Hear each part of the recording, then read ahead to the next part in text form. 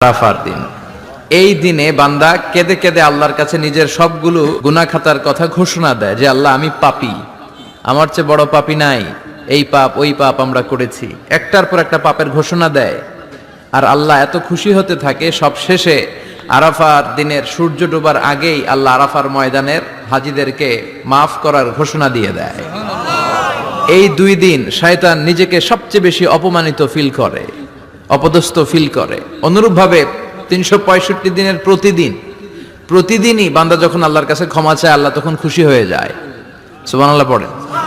আর শয়তান নারাজ হয়ে যায়। আমাদের মিশন হচ্ছে আমরা আল্লাহরে খুশি করতে চাই, আর শয়তানের বিরুদ্ধে আমাদের অবস্থান। চিল্লায় বলেন ঠিক কিনা? এজন্য সব সময় প্রশংসা করব কার? শুকরগুজার হব আল্লাহর জন্য, ঠিক কিনা?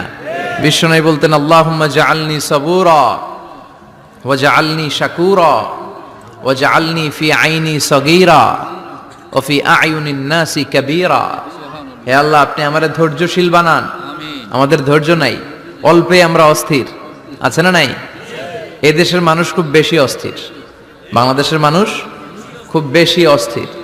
আমি পৃথিবীর অনেক দেশে ঘুরেছি, সেখানে দেখেছি মানুষজন খুব ধীরস্থির ভাবে কাজ করতে পছন্দ করে।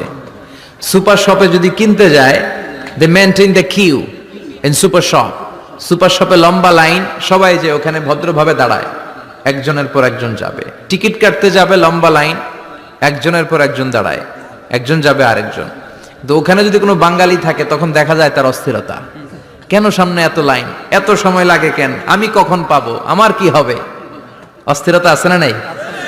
মানে সে পারে না সামনে সবাইকে ডিঙ্গিয়ে আগে যে টাকা পে করবে, আগে যে টিকিট কাটবে। এই অস্থিরতা আমাদের কমাইতে হবে, ধৈর্যশীল হতে হবে। গোটা বিশ্বব্যাপী আমাদের এই বাংলাদেশের মানুষের এই বদনাম যে আমরা অস্থির প্রকৃতির, আমরা ঠান্ডা মাথায় ভাবি না। ঠান্ডা মাথায় ভাবতে হবে, ধৈর্যশীল হতে হবে। ইন্নামা সাবরু ইনদা সাদামাতিল উলা। বিষ্ণু বলেছেন, বিপদের প্রথম ধাক্কায় যে সবর ধারণ করতে পারে সেই তো সবুর। এজন্য বিষ্ণু দোয়া করতেন আল্লাহুম্মা জাআলনি সাবুরা, আল্লাহ আপনি আমারে ধৈর্যশীল বানান।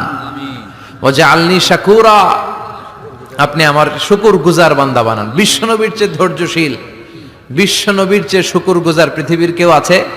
কথা বলেন। এমন তাবৎ কোনো অত্যাচার নাই যে অত্যাচার বিশ্বনবীর উপর করা হয় নাই। বিশ্বনবী মক্কার জামিনে যখন দাওয়াত দিতে লাগলেন, ওনারে পাগল বলা হতো তুমি পাগল, বলা হতো মুহাম্মদ একটা কবি, বলা হতো মুহাম্মদ হচ্ছে গণক। বিশ্বনবী যখন রুকু দিতেন, সিজদায় চলে যেতেন, উটের পচা নারী ভুরি এনে বিশ্বনবীর কাঁধে ফেলে রাখা হতো।